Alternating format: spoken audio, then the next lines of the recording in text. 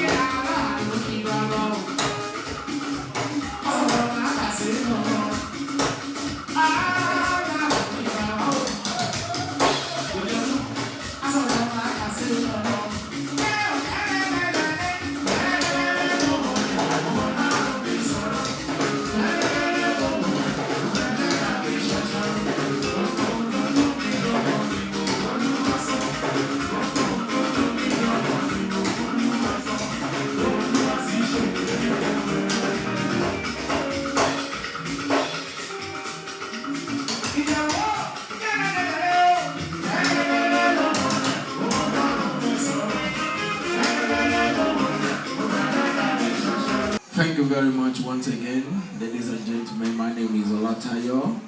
I'm Kade, Smooth One Bitters. Mo fẹ́ kí a mọ̀ nǹkan kan dájú wípé it's what we call a grace of God for someone to be on earth right now. That's just the major reason why I'm celebrating a friend of mine, ọmọ ìyá mi, ọmọ bàbá mi, Délé, ọmọ Wòlíì Bámfúnmi àtẹ́wọ́, ọmọ Ìjẹ̀bú náà ni. And kí ni mo fẹ́ sọ nípa ẹ̀ wípé if I'm having like 4-5 people here, àwọn èèyàn ni mo pè kì í ṣèrò. Lakers mọ̀ wípé when I want to do something, a máa ṣe. Àwọn nǹkan kan lẹ́kì ni wípé 12-1-2-3 iná máa ń wọlé, a máa tẹ̀síwájú. But I want to talk about a product. I was in London last year in November before I was working on my own private house located at Ijebu. Kí ni tọ̀dọ̀ ní sẹ́yìn lẹ́kọ́ lé mi?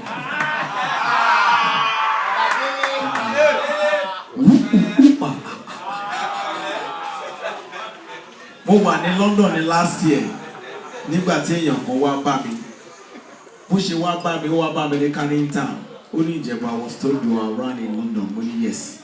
Hotel tí mo lodge is a travel lodge. So one Ijebu, money ẹ mú nǹkan kan wá. A friend of mine, ẹni tó mọ̀ dáadáa ní ti Délé mọ̀ Liverpool. Mo wá gbé kíní yẹn fún gbégbá. Ó wá lò ó, ẹni yẹn wá fún èèyàn kan lò. Ẹni yẹn wá sáré wá bá mi ní hotel.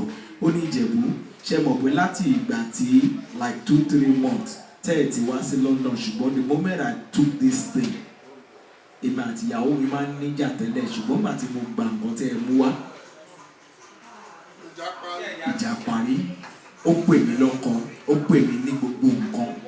So I go back to Nigeria, mo wá ro gbogbo ẹ̀ papọ̀ sí wípé kí ni ó lè máa jẹ́ wípé iṣẹ́ mọ̀ wípé tá bá sọ nípa London, gbogbo àwọn bọ́gà, àwọn tó ti travel out bí àwọn drum set, saxophone tí wọ́n ti lọ káàkiri, wọ́n á mọ̀ nǹkan tí mo sọ nípa ẹ̀ wípé tí a bá ń sáré káàkiri. You know, in London you eat a lot of sugar and nǹkan bẹ́ẹ̀ yẹn, ṣùgbọ́n the moment mo fún ẹni yẹn inú ẹ̀ dùn, ó ṣe àwọn nǹkan tí kò ṣe rí. Tẹmọ̀ yẹn tó ń lọ 30 seconds tẹ́lẹ̀ kó a máa lọ 30 minutes, ó máa dàbí pé ayé fẹ́ parí lójú ẹ̀ yẹn. Àwa tá dẹ̀ ń gbà ní Nàìjíríà à ń lọ ṣe rí àwọn tí wọ́n jọ rìn Délé ẹjọ́ rìn. Ó ti yé mi. Kí ni ohun tí mo gbìyànjú àti sọ ní pé mo ń sọ nípa Smooth One tí a wá launch lónìí. Smooth One Bitters láti àárọ̀ Monday ó máa wà káàkiri. Distributors ní Kétu ni o, ní Mushin ni o, ní Kòròdú. Èyí tí èmi ẹ̀rí pé half ló dé báyìí, òun náà gan ni mo ń ṣe, kéde ni mo ń gbé lọ́wọ́. Ìgbà tí mo débí CEO ní ìyẹn CEO Lakers ó ní Ìjẹ̀bú, ohun tẹ́ ẹ gbé fún mi ní 3-4 days ní Lakers ní Kòròdú, òun dà. mo ní kí ló ṣẹlẹ̀ mo bà ilé ọba jẹ́, mo ní ṣùgbọ́n mi ò mọ̀ bóyá ìyàwó wọn ni àbí èèyàn kan ni wọ́n ṣe fún. Mo bà ilé ọba jẹ́ kọ́ nìkan leléyìí, ó ń ṣiṣẹ́ fún àwa ọkùnrin. Ṣe mọ̀ pé ọgbà míì èèyàn máa ṣe àwọn iṣẹ́ kan tó máa rẹ̀. By the time you take this thing, àwa gangan lọmọ ìbílẹ̀. Ìbílẹ̀ gangan tó máa ń sọ nípa ìbílẹ̀ Ìjẹ̀bú lèmi ti wá. A mọ ewé, a mọ egbò, a mọ ìgbà tó jẹ́ pé tá a bá mú ewé mọ́ngòrò, tá a bá ra ewé mọ́ngòrò, tá a bá ra ọ̀pẹ mú, tá a bá ní gbogbo ẹ̀ papọ̀, ó ní àwọn nǹkan tó máa dà fún wa.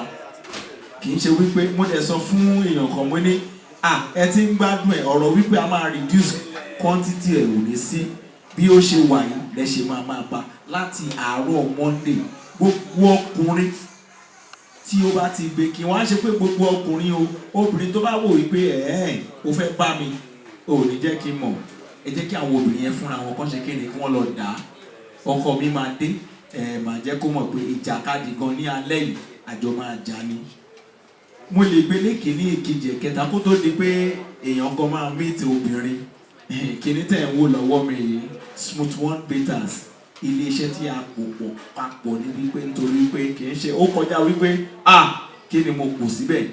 Eléyìí kọjá wípé ẹjọ́ o kò wá mọ́kọ́ mi ìbá mú lónìí kọ́ mo máa wà kó máa wà níjọ́ tó bá ti wù kó wá ìbá jẹ́ láàrin ọ̀sẹ̀ kan. Lúrú àwọn délé sìn wọ́n ń ṣe àwọn nǹkan yẹn, ṣùgbọ́n tí wọ́n bá gbé sára madam ló máa ní Délé ìgbà wo lẹ ń bọ̀ lé, ẹ má gbàgbé kẹrà lọ́dọ̀ ìyá Fátímọ̀ o, kẹgbà kí ni tẹ̀ mú dùn ní ìtẹ̀ gbà wọ́n. Ìwọ kọ́ ni wàá ṣe ẹ̀rọ lọ́hùn.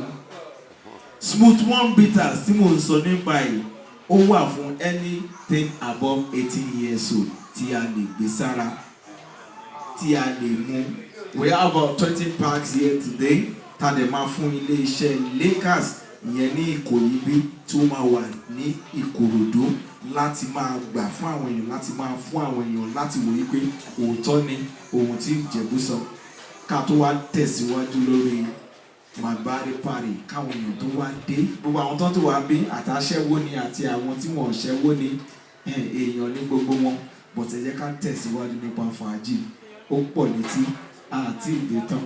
My name is Olatayo Makade èkejì. Ìwọ́n tó mọ̀ tó máa dá fún ẹ lọ́dún ìta máa fi pàdé máa mẹ́pa àtẹ̀wọ́ fún Ọlọ́run. Mo fẹ́ jẹ́ kí ẹ lọ ròyìn Smooth One Bitters kákàkiri wípé Smooth One Bitters láti ilé-iṣẹ́ Ìjẹ̀bú product tí mo gbé. Ẹ kàn pé nọ́mbà tó wà lórí Instagram handle mi, ẹ follow Instagram handle yẹn wípé Smooth One Bitters yìí kì í ṣe wípé after 2-3 months wọ́n ti reduce quantity tá a mú tẹ́lẹ̀. No, ó ń jókòó, kò sí nǹkan tẹ́ ẹ lè mix pẹ̀lú ẹ̀, ẹ lè mix ẹ̀ pẹ̀lú bíà 50% alcoholic ni. Ó ṣiṣẹ́ dáadáa, kì í ṣe wípé mo máa mú tán mi ò lè drive eléyìí kọjá ìyẹn, mo máa mú wàá drive normal. Délé àwọn iṣẹ́ kan wà tí àwọn ọmọ wòlíì máa ń ṣe tíyàn gbọ́dọ̀ sọ mí. Jésù Olúwa wa.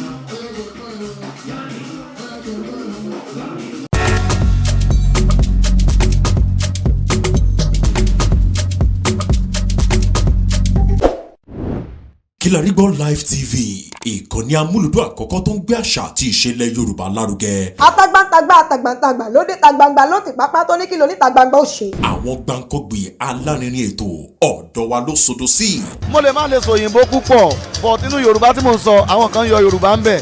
Ṣé báwa náà kọ́ Ọlọ́run ọba ni kámú láti Kilarigbo Unlimited. Kilarigbo Unlimited ládùn ètò tí kò láfiwé. Alárakúàrà. Orí ètò Alárakúàrà ní àwàyè lórí Kilarigbo TV.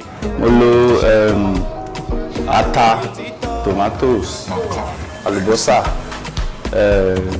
ẹyin, mo lo carrot, mo dẹ̀ tún fi hot dog náà sí. Mélòó la fẹ́ kà nínú eyín adépèlé KPK kò gbọ̀kẹ̀. Kilarigbo ló ń jẹ́ bẹ́ẹ̀. Ká ṣe àkálẹ̀ àwọn ayẹyẹ lọ́nà tí ìgbàlódé léyìí tẹ́yìn ó sì gbádùn ẹ̀. Ọba tó yọ ọ̀rọ̀ Jábésì padà, ìwọ ni Olúwa wá fàyè mi ṣe ìyanu. Kilarigbo Live TV gbọ́n pa ẹ̀. Fún ìpolówó ọjà tàbí àkálẹ̀ èyíkéyìí ayẹyẹ tẹ́ bá fẹ́ ṣe ìyún event coverage pẹ̀lú owó tí ò gani lára. Kilarigbo Live TV ẹ̀rọ amóhùnmáwòrán tíá.